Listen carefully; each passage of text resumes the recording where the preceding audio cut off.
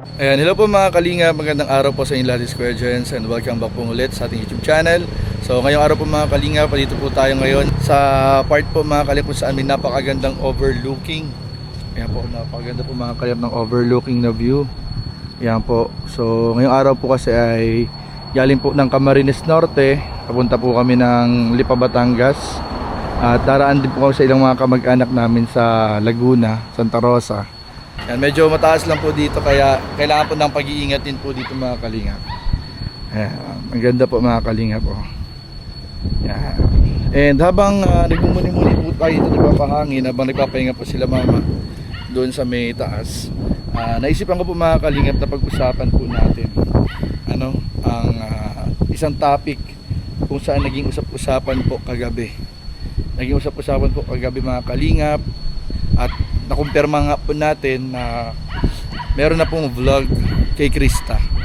At doon po sa bagong vlog po kay Krista ni Kalingap Rob ay meron na nga pong ipinakita rin na bagong katandem si Krista. So naging usap-usapan po mga Kalingap kung marami bang papabor or marami sa suporta or marami rin ang hindi magugustuhan yung nangyari.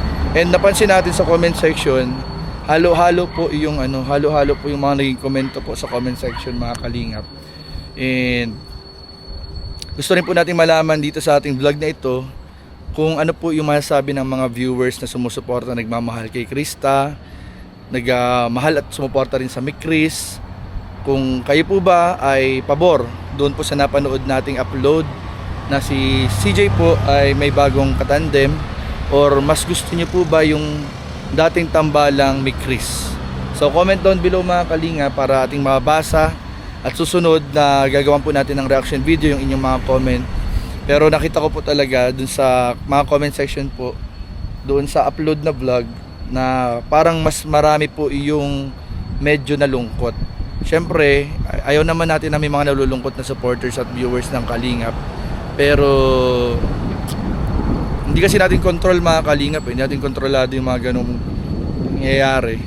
So talagang marami din po talaga nagulat. Kahit kami nagulat kami mga kalingap, hindi namin inaasahan na may ganun po. Pero sabi nga natin doon sa nakaraan nating reaction video ay priority po mga kalingap ni Krista. Priority po mga kalingap na matulungan po si CJ. Kaya po tuloy-tuloy po yung serye, may bagong collab team. Kasi po marami pong tulong na kailangan pong maibigay din kay CJ po. And sana supportahan din po natin mga kalingap kung ano man yung mga plano pa ni Kalingap Rob. Pero ayun po mga kalingap. And alam ko naman si Mikoy ay suportado din si CJ kung ano man yung mga mangyari.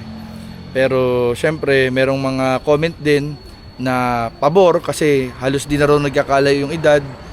Medyo magkalapit daw yung edad, pero meron din na nalulungkot kung bakit daw tinapos yung Mick Chris tapos papalitan daw yun ng bagong katandem. So kayo po mga kalingap, ano po yung inyong masasabi? Comment down below po mga kalingap, and sa susunod po ay gagawin po natin ito ng reaction video. Pero sa ngayon po mga kalingap, sama-sama po tayong suportahan din yung upload para mabuhay po ulit yung paglabas ni CJ sa serye ni Kalingap Rob, sa mga upload ni Kalingap Rob, para tuloy-tuloy din po yung pagdating po ng mga iba pang blessings kay CJ po mga Kalingap. So yun lang po mga Kalingap, maraming po salamat sa inyong patuloy na pagsuporta sa buong team Kalingap, sa patuloy po ninyong pagsuporta sa mga beneficiaries, Kalingap Angels, K-Boys. Kaya ayun po mga Kalingap, maraming po salamat. So alis na po kami, nakapag-stretching na, punta na kami ng Lipa, Batangas. So comment down below mga kalingap ano po yung inyong masasabi. Salamat po, God bless, Jesus loves. Grabe, ang ganda mga kalingap dito. Napakaganda po mga kalingap. Medyo mataas po ito. Taas po dito mga kalingap. At ang dami pong dumadaan dito kapag galing ng probinsya papunta po ng Metro Manila. Dahil pong dumadaan dito. Kailangan lang daw pong mag-ingat kasi napakarami daw pong unggoy. Marami daw pong unggoy dito. So yun po. mga kalingap. Okay. Tayo sa baba. Kamay mo dyan dyan.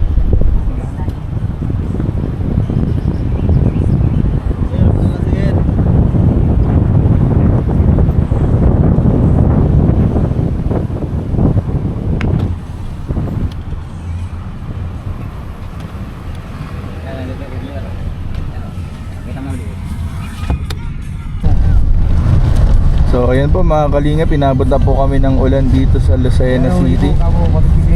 Ayan oh, grabe po. Malakas-lakas na po ang ulan dito sa Lucena. Medyo ramdam na po ang lakas ng ulan dito. Kaya sa mga babiyahe po, ayan, siguraduhin po na mag-ingat sa daan dahil medyo madulas po ang ating kalsada. Ayan po. Pupunta na po kami ngayon ng Santa Rosa. So mga 2 oras po siguro. So, less than 2 hours from Lucena. Ayan po mga kalingap. Ayan, lakas na ang ulan mo. Pero dun sa pinanggalingan po namin kanina sa may parting Kalawag, napakainit po mga kalingap. Ang lakas po ng ulan, talagang bumubugso. Ingat-ingat po tayong lahat mga kalingap. Hello po mga kalingap, good morning po, this is Kuya Jens and welcome back po sa aking YouTube channel.